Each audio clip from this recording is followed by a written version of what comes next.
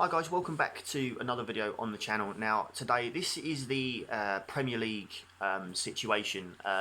You would have seen that earlier on I did a EFL League 2 debate video.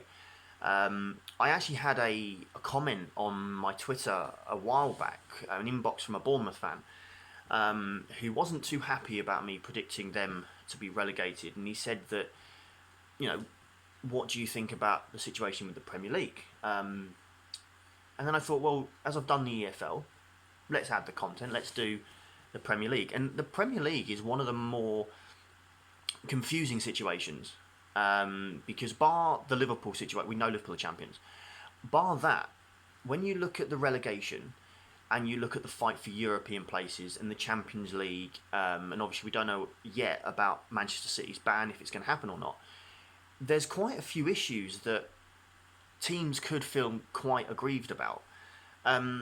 So I looked at the Premier League table, how it is now, and the bottom three obviously being Bournemouth, Villa and Norwich. However, as Aston Villa fans that are tuning in will kill me if I don't say, they've played 28 games. Everybody else in that area have played 29. So Villa had that game in hand, and if they won that game in hand, they would rightly so have come out of the bottom three. Yes, that game would have been, I believe, against Sheffield United, but the same thing for Sheffield United. If they'd won that game in hand, they would find themselves, I think they would have gone into sixth.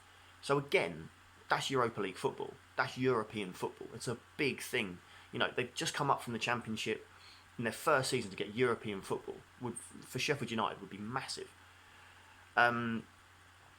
The other two teams that were on 28 are Manchester City and Arsenal. Now, for Arsenal, again, this could be, a victory here. It could be, could be the difference between Champions League or Europa League or no European football at all, which Arsenal not in Europe just doesn't sound right. It doesn't make sense, a big club. And for Manchester City, if they were to lose that game, Liverpool are basically champions, even though they already are. But if City were to win that game, then you could argue, come on, the title's not over yet, even though they'd still be 21, 22 points behind them. So there's a lot riding on the situation in the Premier League.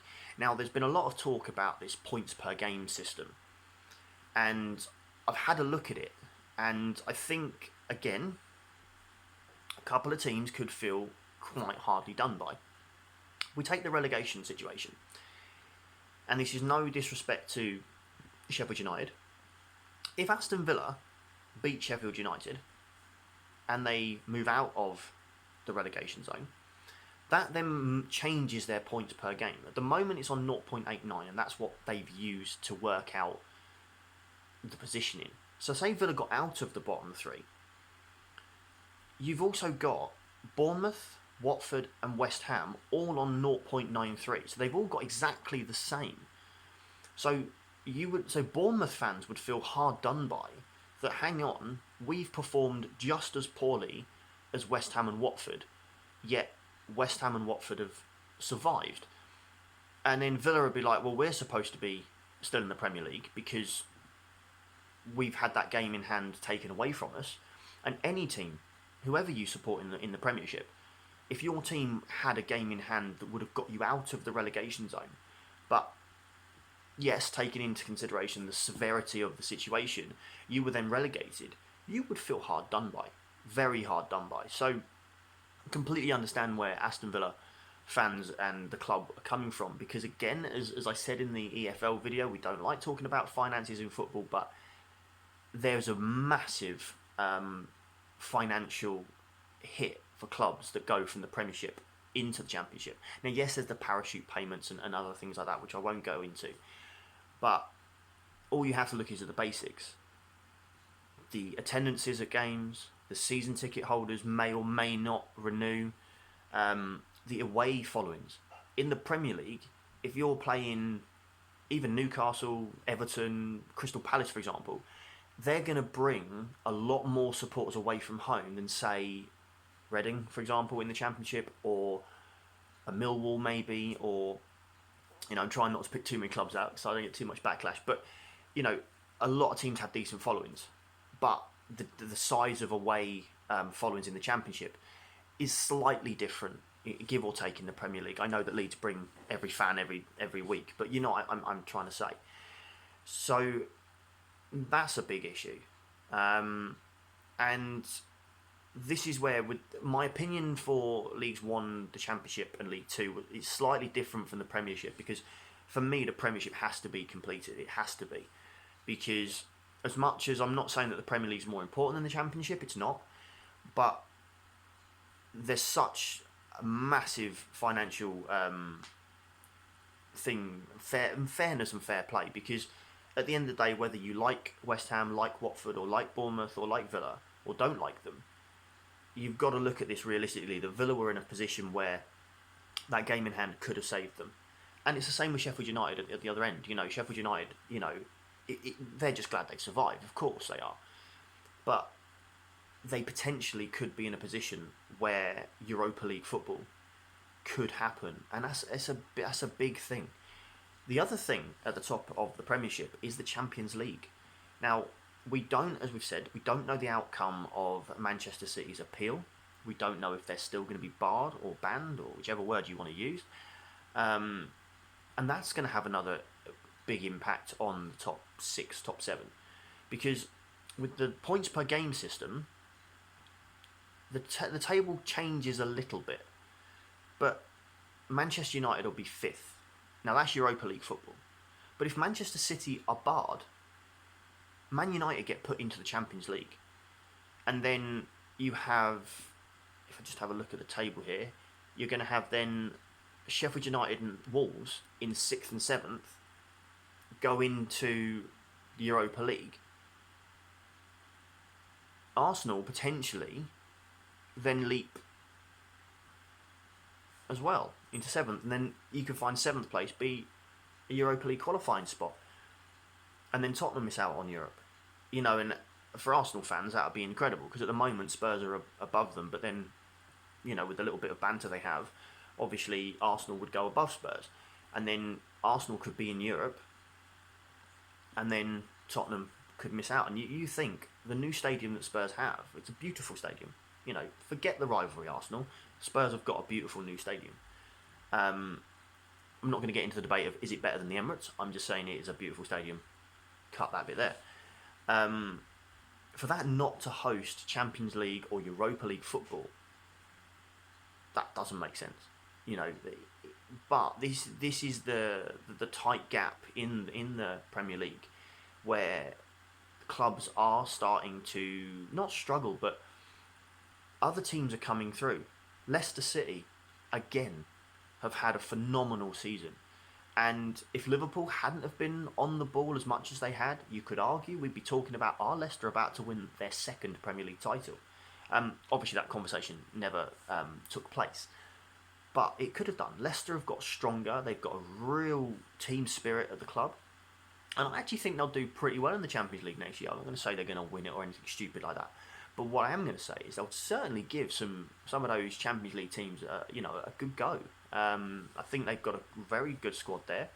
They've got a really strong manager in Brendan Rodgers. I mean, okay, fair enough. When he was at Reading, he didn't do fantastically well, but that's always sod's law. He'll always do poorly for you, then he'll go to other clubs and do fantastically well. It's like he comes to a smaller club like Reading and doesn't really do well.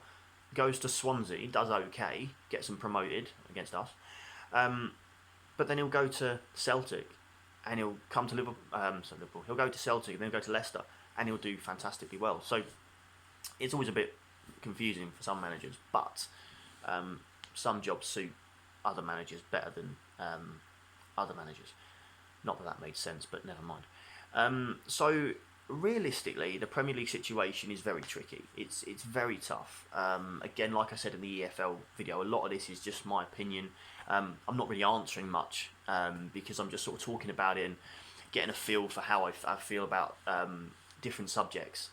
But as you can tell, I'd be useless trying to sort it out. I think, the points per game system, it can work, But in the Premier League, because as I think DT said it on his channel, because not everybody has played exactly the same number of games, certain teams are going to feel hard done by, especially if you say to Aston Villa, right, well, look, you're going to get relegated to the Championship, even though you potentially could have survived. I understand the situation at the moment, and I think that's what everybody needs to kind of really look at. Yes, the Bundesliga played yesterday, but I watched it, and yeah, they did really well, and it worked, but it did feel a little bit weird without fans. But then, if that's what we have to do to get football back, brilliant. But you've got to think that every single player on that pitch has got a family. Every single family of their family have got a friend of friends have got family, and it's how COVID works. It's not just a case of, all right, let's say for example Harry Kane got the virus and it'd just be his family. It'd be everybody that's been in contact with him, and it's a tough situation. Yes, people are completely oblivious to the rules that the government have put in. You hear reports of people travelling long distances to see loved ones, and you hear of people going to parks and everything else. And yeah, I go out for my runs and stuff like that, but I'm going on my own. But at the end of the day, there isn't a lot you can do. If people have got to the point where this lockdown has really got to them, and wrong as you could argue it is, they're going to see loved ones. They're going to do what they want to do, because there isn't the policing in place to stop every single person in the country and say, right, where are you going? And yeah, you can argue it's wrong, but it's the situation we're in. I don't begrudge anybody that's doing it. For me, I work in retail, so the lockdown for me hasn't really been there. So for a lot of people, it's been hard. They've missed family, they've missed friends, they've missed boyfriends, girlfriends, and I get it, and that's why they've decided to make these journeys, and that's understandable. So, but coming back onto the Premier League, I think that's where football, people really want it back, but it's hopefully it's June. My birthday's in June, so that'd be superb. Never had football in my birthday, unless it's been World Cup or European Championships. But so it'd be wonderful to have league games in there. But we will have to think. The 1st of June, it's only a few weeks away. Are we really going to be in a position where the safety of the players is there? And they talk about these testing and the cost of it, and again, it's unfortunately coming down to money again. Can clubs afford the costing? You don't know. So probably waffling off point a little bit there. So bringing it back, I do think it's going to be, the relegation is going to be more of a tricky thing, because you rightly so would have. I mean, you take Bournemouth, if they were to be relegated on points per game on 0.93, they would happily argue, well, what about Watford and what about West Ham? Because they've had exactly the same run, and then they would say, well, surely then it would come down to goal difference and results, and they rightly so could make a real meal of it. And there's a lot to take into consideration, and that's no disrespect to those clubs. I think Norwich fans, to be fair to them, have probably accepted that if the season doesn't restart, they will be playing in the Championship. But I think they've got such a strong enough side, I wouldn't be surprised if they went straight back up next season. I know it's a bit premature to say that, but they are a Premier League side and they're strong enough. Sorry to any Ipswich fans watching, but Norwich, they're a Premier League side. Same with Aston Villa. Again, they don't deserve to be in the Championship, but we'll see what it is. Now, Bournemouth, I did predict, as you know from what I said about the guy earlier, for them to get relegated. But you would feel slightly hard done by. Like I said earlier, with the situation with Watford and West Ham being on 0.93 as well. That's if it goes down to points. Obviously, we all want the season to start again. I want the season back. I want to see Premier League football again. I want to see Championship football again. League 1, League 2. Maybe not League 2 now, but I want to see it all. I'm a football fan, and I love watching football. Yesterday I really enjoyed watching Borussia Dortmund versus Schalke. It was a fantastic game of football. To be fair, Schalke started well, and then Dortmund turned up. So, no, it was good, and we all want the Premier League back. We all want the Championship back. But realistically, we all have to understand the severity of the situation. Now I know this video probably hasn't answered too many questions. If you need any sort of direct answers to questions, feel free to put them in the comments and I'll get back to you guys. Good or bad, you know, I'm not offended by anything people say. I've had people on Twitter say, what does a Reading fan know about the Premier League? And the answer to that is not a lot. We've been there twice and that's it. So, yeah, I get it. So, thanks for watching again, guys. I'm going to try and do a few more of these videos, just, you know, to keep people going throughout the lockdown. Just gives you something to watch for 10-15 minutes. And we'll see. Thank you to the new subscribers, because actually, weirdly enough, I've not had videos out for a while, but I've noticed that my subscribers have gone up a little bit. So again, massive thank you to you guys, whoever you are, or girls, you know, whatever, whoever you are. But like I said in the last video, guys, stay safe. Please do what the government's asking, and we will fight this together. Just on a quick note, I watched the Eurovision last night, and it was really moving. Everyone, you know, music bringing everyone together. So let's all, this football community, let's all bring ourselves together, and let's fight this united together. So stay safe. Thank you for watching, and we'll see you guys soon. Take care.